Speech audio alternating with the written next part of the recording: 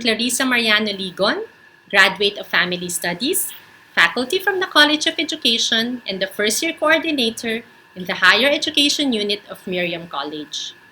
With the extension of the enhanced community quarantine until April 30, we are left with no choice but to continue adjusting during these trying times.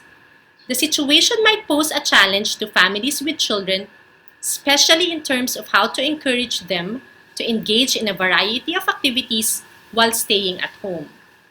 Perhaps it would be good to look into the kind of activities that your children engaged with last week.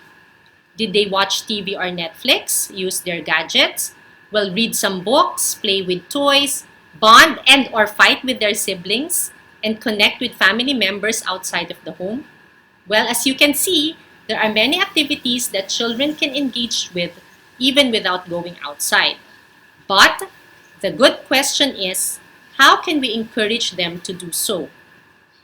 What I found out to be effective in my household is to have a routine in place. This is something that they had and were used to when they were still going to school. A routine gives children structure, sense of control, and comfort. How to create one?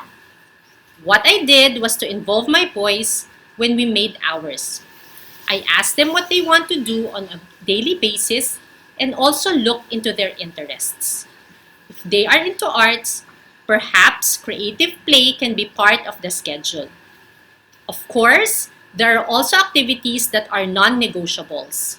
For us, it is the outdoor play or exercise, and this usually happens in the afternoon.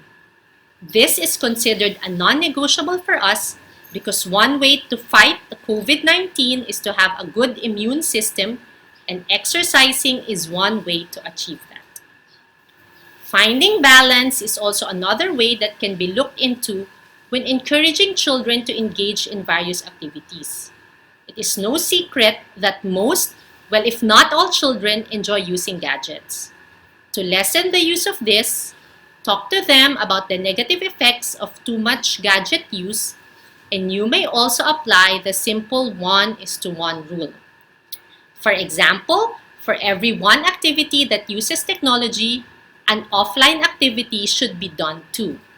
Take note, parents, that you should also follow this rule as well. Be a role model. We can't expect our children to do this if we ourselves are always on our phones, checking on the latest update about the COVID-19 situation, or working using our laptops. You might also hear from your children, if you haven't heard them say this, that they are bored. They don't have anything to do. My solution to this is I let my boys be bored. According to Kim Raver, it is necessary to let kids be bored once in a while because that's how they learn to be creative. You'll be surprised on how they can occupy themselves with a simple card box, scissors, tape, and some coloring materials. What you can do to help is to have some materials available and visible to them so that when they are bored, seeing some of those may spark their imagination and start on a project. A balance between individual and family activities can also something that can be considered, especially if you are working from home. Individual activities can give you time to attend to your work. These activities should require very minimal supervision. In our case, family activities are usually done before bedtime. Kindly check if this is in place in your household because even if everyone is in the same house together, it doesn't necessarily mean that family members are doing activities together. A good family activity can be as simple as watching movies, or perhaps you might want to do acts on how to help people during the global pandemic. Writing letters to COVID patients or sending artworks to the frontliners are just a few examples that you can do together as a family. And lastly, we are all aware that what we are expecting now is not typical. Thus, we should not be too rigid with the routine that is in place.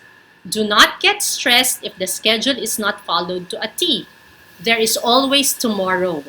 Be kind to yourself because you are also adjusting to this new normal. Let us also try to be attentive to our children's needs. They might not be able to express the stress that they are feeling at the moment, which in turn is manifested into a misbehavior.